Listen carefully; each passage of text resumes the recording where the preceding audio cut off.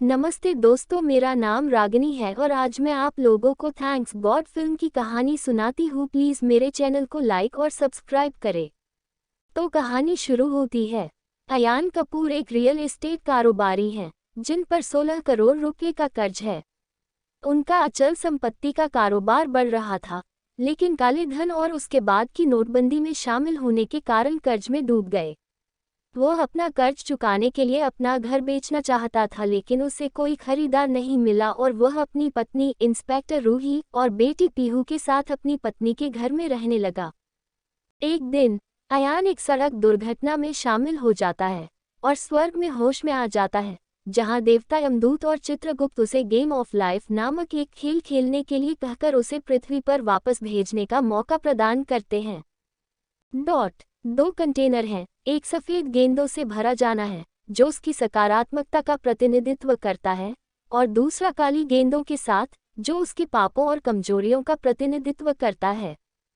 अयान के लिए शुरुआती स्थिति बहुत कठिन है क्योंकि वह ढेर सारी काली गेंदों के साथ शुरुआत करता है। अयान को अपनी पत्नी रूही से ईर्ष्या करते दिखाया गया है क्योंकि वह एक इंस्पेक्टर है, जबकि अयान इंस्पेक्टर बनने में असफल रहा था। चित्रगुप्त उसे एक ऐसे परिदृश्य में रखता है जहां वह एक निरीक्षक है जिसे एक बंधक को बचाने का काम सौंपा गया है। हालांकि ऐसा करने में उसकी असफलता उसे दिखाती है कि वास्तविकता यह है कि रूही की तुलना में वह एक बेहतर इंस्पेक्टर नहीं हो सकता था। अयान को वह दिखाया गया है जो भगवान में विश्वास करता है, लेकिन मानवता की कमी के कारण उसे अभी भी काली गेंदें मिलती हैं।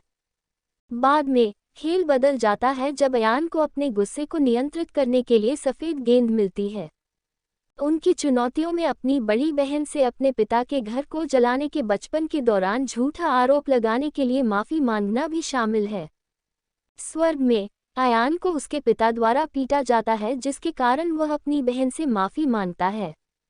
वह सफ़ेद गेंदों की कमाई से जीतता है, जिसके कारण चित्रगुप्त ने उसे घर की बिक्री के लिए 18 करोड़ का चेक दिया, जो अयान भी नहीं कर सका।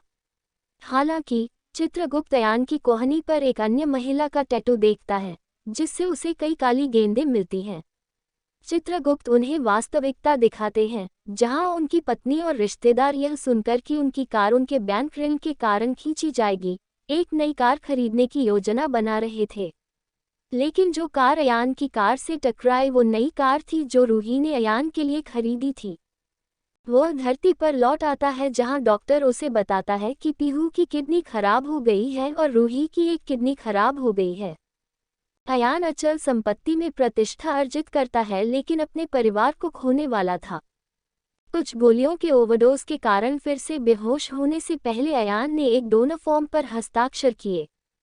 बाद में वह फिर से स्वर्ग लौट जाता है जहां चित्रगुप्त और उसके पिता को उस पर गर्व होता है। चित्रगुप्त ने अयान और उसके परिवार को एक नए जीवन का आशीर्वाद दिया।